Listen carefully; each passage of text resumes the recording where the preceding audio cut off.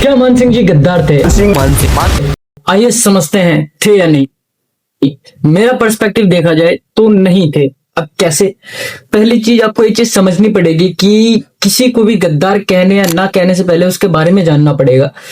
तो जब तक आप मेवाड़ की और आमेर की हिस्ट्री नहीं उठा के पढ़ लेते तब तक आप किसी को गद्दार नहीं कह सकते हैं। ठीक है, जो मानसिंह जी थे वो आमेर के राजा थे और महाराणा प्रताप थे वो मेवाड़ के राजा थे। मानसिंह जी मुगलों का साथ उन्होंने खुद नहीं दिया था, उन्होंने जो साथ दिया था वो अपने दादाजी भारमल के कारण दिया था। अब भारमल ने जो संधि की थी वो क्यों की थी वो भी हमें जानना पड़ेगा।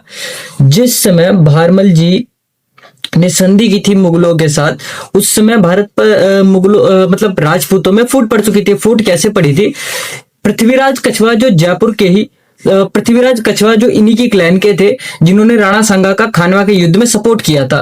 ठीक है, राणा सांगा की हत्या के बाद राजपूतों में एकता नहीं रही, फूट पड़ गई। उसके बाद पृथ्वीराज कछवा की भी हत्या करवा दी जाती है, वहां भी फूट पड़ जाती है। राजपूताने को बचाने के लिए कोई इस्लामीकरण हो जाता उस समय, अगर मुगल आते तो संधि न होती उनके साथ। ठीक है, तो भारमल ने समझौता यही देखते हुए किया अस्थायी रूप से कि अभी कोई भी हमारे पास इतनी ज्यादा शक्ति नहीं है कि हम मुगलों का सामना कर सके, क्योंकि सब अपनी अपनी सत्ता बचाने में लगे हुए थे। ठीक है, दूसरा चीज है कि हिंदुओं का दुख है कि महाराणा प्रताप जो थे उनके विरुद्ध मानसिंह युद्ध में क्यों खड़े हुए।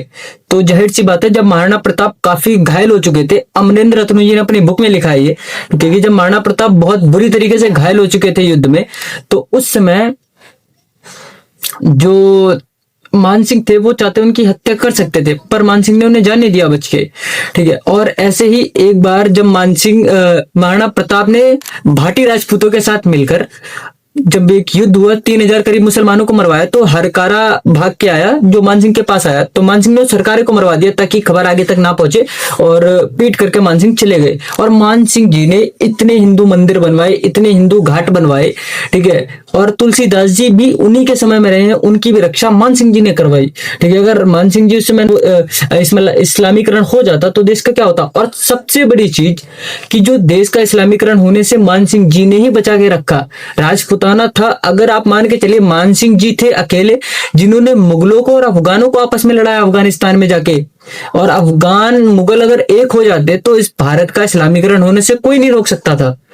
ठीक है, मेवाड़ कहां तक संघर्ष करता, सभी राजपूतानों में फूट थी। ठीक है, सभी आपस में लड़ रहे थे, तो कौन बचाता? तो मानसिंह जी के जो दादाजी भारमल थे, ठीक है, उन्होंने संधि ये चीज सोच के की थी। बाकी आप क्या सोचते हैं कमेंट में जरूर बताइए।